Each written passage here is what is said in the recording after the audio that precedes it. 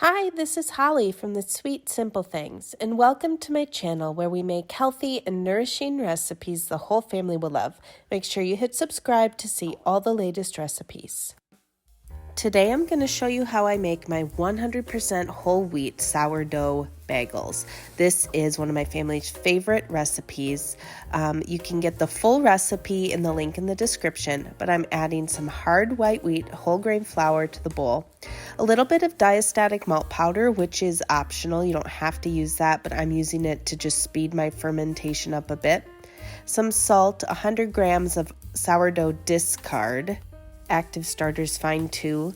A little bit of honey and then some water. And I'm going to just use my mixing paddle to stir this up and get all the water and ingredients mixed together evenly. Then I'm going to cover this with a tea towel and let it sit for 30 minutes before I start to knead. This gives the flour time to fully hydrate as well as kind of jumpstart some of that gluten formation. This is a very stiff dough, so when you start to knead it, you might need to give your mixer breaks every few minutes. And I'm just going to show you here just how stiff that dough is. It is a firmer dough than a lot of my other recipes, and it is supposed to be that way. Bagels are a dense dough. Okay, then I am going to just let it rest about 10 minutes before I start to divide this into 10 equal pieces. Again, the rest is just a chance to let the gluten relax a little bit before we start dividing it.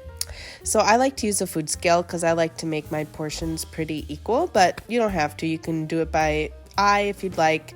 After you get it divided into 10 pieces, go ahead and roll out your balls and set them aside.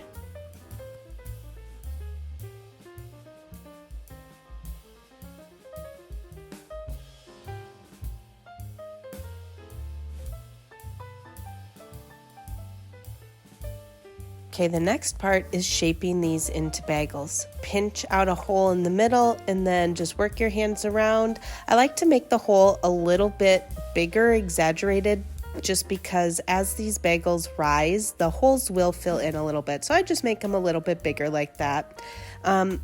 This is how I do things a little differently than a lot of other bagel recipes. I don't do a bulk ferment first. I shape my bagels first and then do the bulk ferment. And I do that for a couple reasons. One, whole wheat dough is denser. And I found when I let it ferment first and then I shaped them into balls and bagel shapings, it was hard for me to get the amount of trapped gas. I really wanted to get these to pass the float test, which I'll show in a little bit here. Plus they ferment faster. The smaller pieces of dough, just in my experience, seem to ferment faster.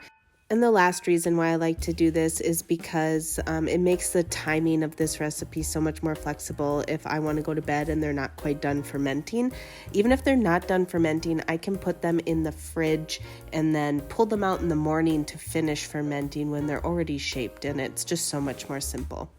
So here are my bagels after they've fermented. It was about 4 hours worth of a fermentation time, and I'm about to do the float test to see if they've proofed enough.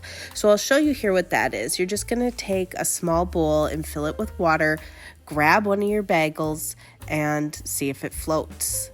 So that one floats. It will sink a little at first, but if it floats up to the top, then you know they're good to go. They are proofed and you can start to get your water ready for boiling. So put a large pot of water on the stove with a tablespoon of baking soda, and I like to do a tablespoon of honey, and that just gives it a nice golden color and flavor. And you're going to bring this up to a boil. If you would like to put toppings on your bagels, you can prep those. I'm going to use some everything but the bagel seasoning and then this like cinnamon sugar flavoring I got at Costco one time, like a year ago. It's just basically sugar, honey granules, and cinnamon. So when your water's ready to go, you can put like 2 to 3 in at a time.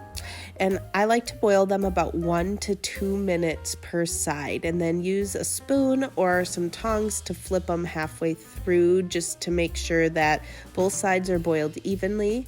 And then we're going to transfer them over to get their toppings. You can just put the wet bagel right into the toppings and they should stick pretty good. If you have spots that look a little sparse, you can just use your fingers to add a few more toppings to those areas like I'm doing there. and then just keep working in about 2 to 3 bagels at a time. And I do 1 to 2 minutes per side. I find that gives it a very chewy exterior, but you don't want to boil them too long because you don't want to actually bake them in the water. So you kind of have to find that sweet spot for the amount of chewiness that you like. So I like to do a lot of the cinnamon sugar ones because my kids love those, but be careful when you're baking those because sugar can start to burn a little bit, so you just kind of got to keep an eye on it in the oven.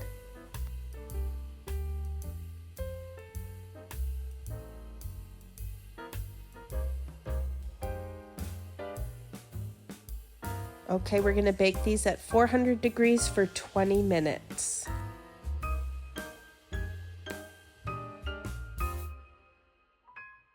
And here are our bagels. They look so good. You can kind of see where some of the sugar was burning a little bit, but I just took some of the fresh sugar and sprinkled a little more on top so my kids wouldn't see it. You know how kids can be. But try it with some cream cheese. You're gonna love these.